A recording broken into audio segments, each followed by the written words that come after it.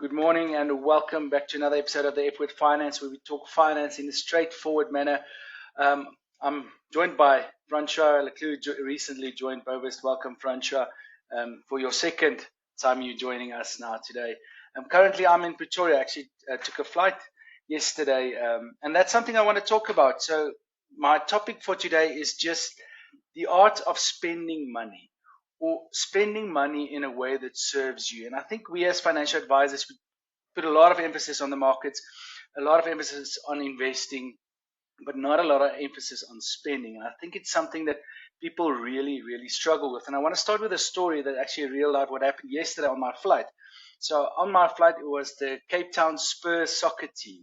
So it's a local soccer team there in Cape Town. They traveled up to Johannesburg, and I had overheard this conversation with the lady having with one of the older players. So he's close to his 30s, which is old in the sports world. And they were talking about these youngsters not being able to manage their money financially well. They maybe go from earning 5,000 Rand up into 150,000 Rand. And it's just something they cannot deal with. And then the lady asked, well, surely there must be some financial education, someone that come and talk to them. And he said, well, there are. There's basically someone every week. Standard Bank, he mentioned, comes and speak to them. There's loads of different financial services providers that come and speak to them and try and financially educate them. But it's so difficult, Franch, and that's something we've spoken about, especially in the sports world, to get through to those people. And we have to look at kind of the emotions behind it, or just take a step back. Or why are people doing it? Because we're using the sports analogies, and that's maybe an extreme example. Yes, sports people, because at a young age they spend a lot of money, but that doesn't stop there, Franco. We know of people in their 40s and 50s also trying to impress people, also trying to show people that peer pressure doesn't just stop in schools. It doesn't stop when in your 20s. That is a continuous thing that if you don't deal with it, you're really going to struggle with it through your whole life. When your kids go to school now, the one kid's got an iPad, you need to buy a kid an iPad. Or the father of the child rocks up with this brand new car. Now you've all feels the pressure to also kind of to show your money in such a way. So I think there's 3 points I just want to touch on when we get to the art of spending money. And the first one is you really have to look at someone's background. And I think your background, the household you grew up in, plays a vital, important part in how you spend your money. If you grew up in a very poor household, there wasn't a lot of money, the chances are, and also people tease you about not having money, the chances of you trying to impress people, trying to use money to impress people is very big because you never had money. And I think that's what happened to most of the sports people. You never had money. People maybe teased you, and now you want to show them, I've arrived.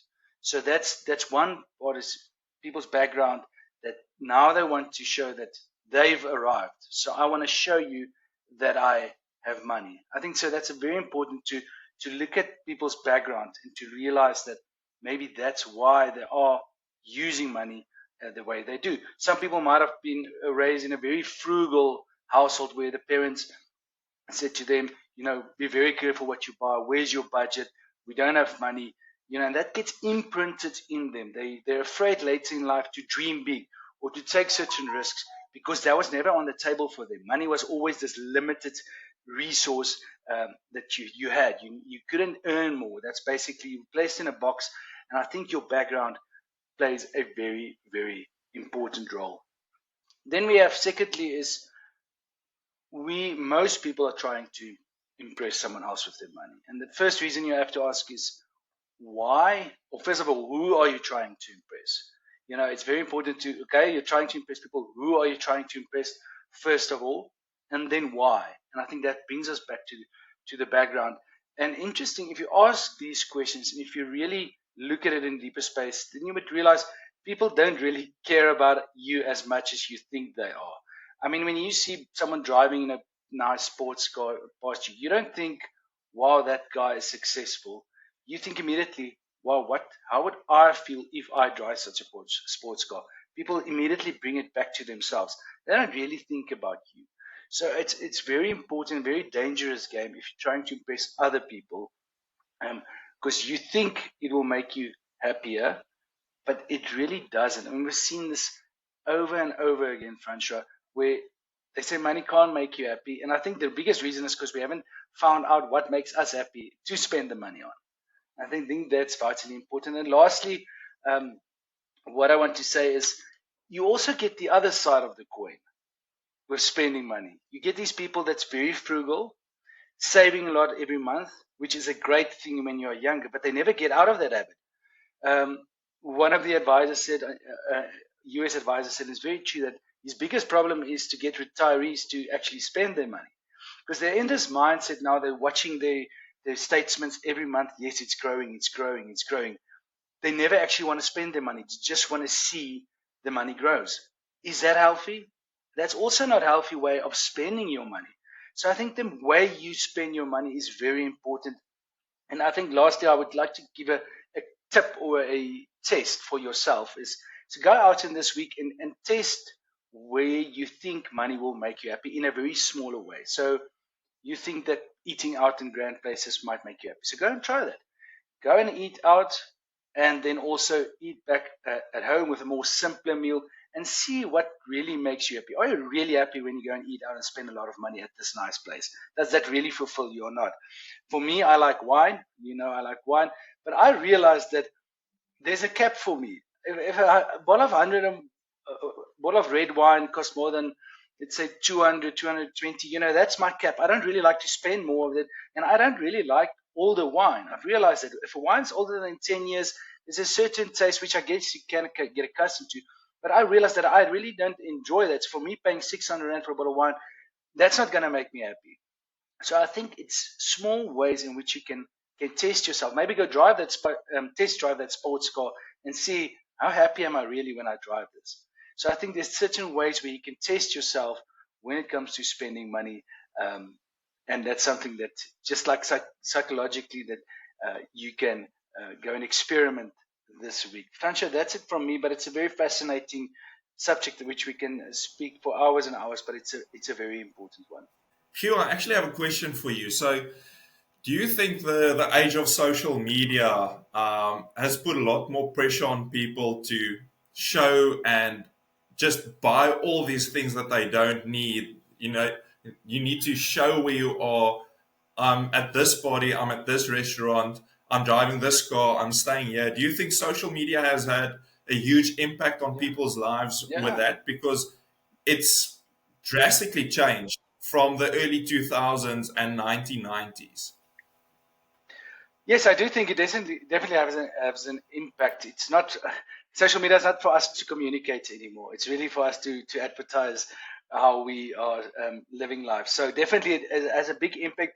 But I don't think before social media it wasn't a problem. I still think it was definitely a problem back in the 80s and 90s and 70s. I think there's always been a social hierarchy that you want to climb and show you've got money. So I think definitely social media amplified that. But I don't think social media is the root of the evil in such a way. It's still a psychological mindset that goes back since money has started. So yes, it's amplified it, but I don't think that's the source of the problem.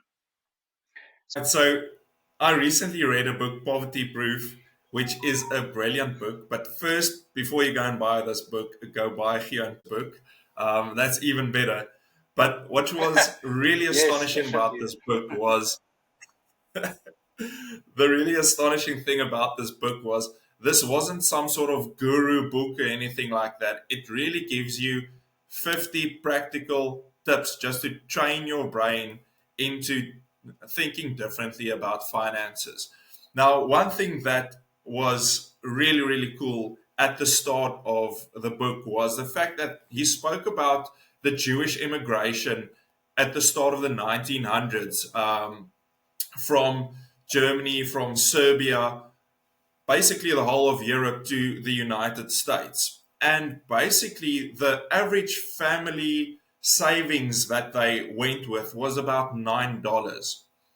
Fast forward 60 years later, the Jewish population was making double the average American income. And they are only about 2% of the US population, and they are 100 of the 400 wealthiest families they have 100. So they are a quarter of the wealthiest population in the United States. And what he looked at was what was the difference between the Jewish population and everyone else. And the one thing that he saw was the fact that they read. They read a lot. And they say if you read more or if you want to earn more, learn more. And I think that is a very, very big thing that we need to remember. Read and educate yourself. It's so, so important. Building up your skills, especially if you're an employee and you want to go up into the chain, read more, upskill yourself, and make yourself invaluable to a company. Now, another thing that he showed was two of the biggest wealth detractors was actually divorce, which was quite, if you think about it, people lose mostly half of all their stuff. So divorce was one. And then the other one was out of wedlock pregnancy. So those were the two biggest factors that he saw that put people on the back foot almost immediately. Now, tying in with what you said, Hugh, he also said that one of the biggest wealth creators was delayed gratification. So actually saving until you reach your goal and then you spend, where instant gratification was one of the biggest wealth detractors, because there's always something that we want. There's always something that comes across each month that we would really like to buy. And if you give into those impulses each time, you're just going to go backwards. So having a goal and saving for that goal was one of the biggest things as well, which I really liked. And then just finishing off, he stated in a very, very easy way what wealth is. And wealth is basically your income minus your expenses. All right. So it makes a lot of sense. But the one I like more is Morgan Housel's definition, where he says it's actually income minus ego. So if you can keep your ego in check as your income increases, and you can actually keep your ego in check, be happy with what you have at that stage and not just moving up and up and up, paying off everything as soon as possible and accumulating assets is very, very important. So one of the ways of doing that is actually keeping your ego in check. So that was just from me, something that I learned this week, and I really liked it a Yeah. lot. Yeah, I love that. Love that. But income minus ego equals wealth. And I think that's so important once again when we get to the expenses as well.